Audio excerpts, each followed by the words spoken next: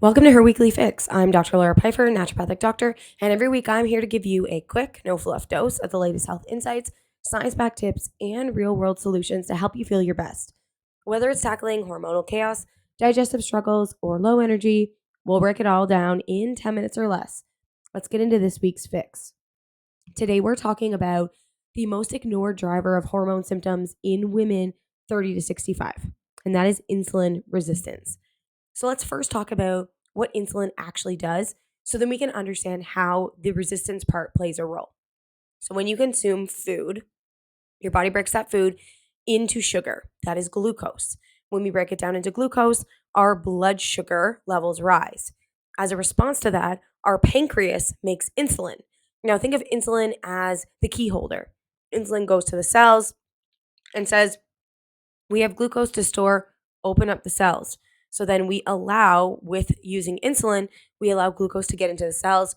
Our body then uses that for energy. Okay.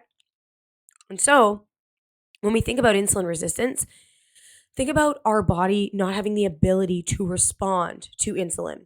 So we would consume something, we would break it down to sugar, our pancreas would make insulin, and we would knock on the door to the cell, but nobody is home to actually let the sugar in the cell. Therefore, the sugar stays in the bloodstream, and we also can't use the glucose for energy. So we have high blood sugar and no energy. And insulin will wreak havoc on our hormones. Your ovaries, your thyroid, your adrenal glands don't operate independently. They also are responding to insulin levels, blood sugar levels. And when insulin becomes high because your cells don't respond properly, this creates a cascade. We have less ovulation because we know ovulation to be disrupted in these circumstances. And less ovulation means lower progesterone. And then we have thyroid slowdown. We know insulin resistance impacts the ability of your body to convert thyroid hormones properly. So thyroid slowdown means metabolic slowdown. We have increased inflammation, elevated stress hormone because your body is constantly in fight or flight mode. When insulin is high, your hormones will struggle. And so here are the symptoms many women might have, but they might not have connected it already to insulin resistance or blood sugar issues. This can look like weight, especially the weight stuck around your midsection, or the inability to lose weight despite trying, brain fog and fatigue, anxiety before your period. It might look like acne or hair thinning, cycle irregularities, PMS that seems to have come out of nowhere, sleep disturbances.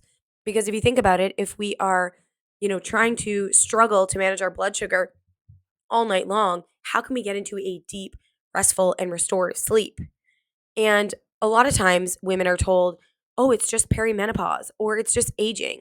But at the end of the day, we know perimenopause inherently puts you in a state of insulin resistance. Why? Because we know that when estrogen rather becomes more erratic in perimenopause, or when it dips in menopause, this actually will naturally cause you to be at an increased risk for insulin resistance. And so this is one of the reasons why these symptoms become worse. And this can happen as early as your late 30s. And when we test hormones, we often miss the root cause. Most lab panels don't include insulin or even insulin after we eat, because the reality is we're rarely fasted, right? The only time we are fasting is overnight when we're sleeping. And then typically we're eating right away when we wake up in the morning. And most women with early insulin resistance are still going to have normal glucose, especially fasting glucose, and normal HbA1c, which means you can be insulin resistant for years without any flagged lab results. And often a metabolic issue that is not yet identified is mistaken as a hormonal one. And this is where patients get left stuck. They have cravings, they can't lose weight, they can't sleep, their hot flashes are awful, and they might be on hormone therapy. Their doctor might say you're too young for hormone therapy, or they might get put on it. But at the end of the day, they just don't feel better. They feel stuck. They feel like they're always increasing their dose or going on a hamster wheel. And if this is you, insulin resistance needs to be looked at as a contributing factor to your fatigue, to your stubborn weight, to your cravings, because it is often what I refer to as the bus driver. If there is something that is going to be off, driving the bus, it is going to be insulin or insulin resistance at the end of the day. And so here's what you can do right now. 3 foundational steps. Number 1 is ask your doctor for the 2-hour insulin glucose challenge. Not just glucose, not just HbA1c, not just fasted insulin. This is a test over 2 hours that measures both insulin and glucose. So we can actually see not does your body store sugar? It's at what cost? How does it handle sugar after you eat? Number 2, balance meals with protein and fiber. Protein and fiber improve your body's ability to manage blood sugar by slowing down absorption. Think of them like your blood sugar brakes. When we slow down sugar absorption, our pancreas doesn't have to work as hard to keep up with the production of insulin. Because again, insulin's the key holder that opens the cell. If we slow down absorption, we give your body time to deal with that. Number 3 is build muscle. Strength training, 2 to 3 times a week, improves insulin directly by allowing sugar to go into the cells without work from insulin. So your body actually gets to take a break. When we work our big muscles, specifically when we strength train, we actually can get glucose out of our bloodstream and into our cells a lot quicker and more efficiently. This also applies when you go for walks after a meal, right? Moving your body after eating is critical.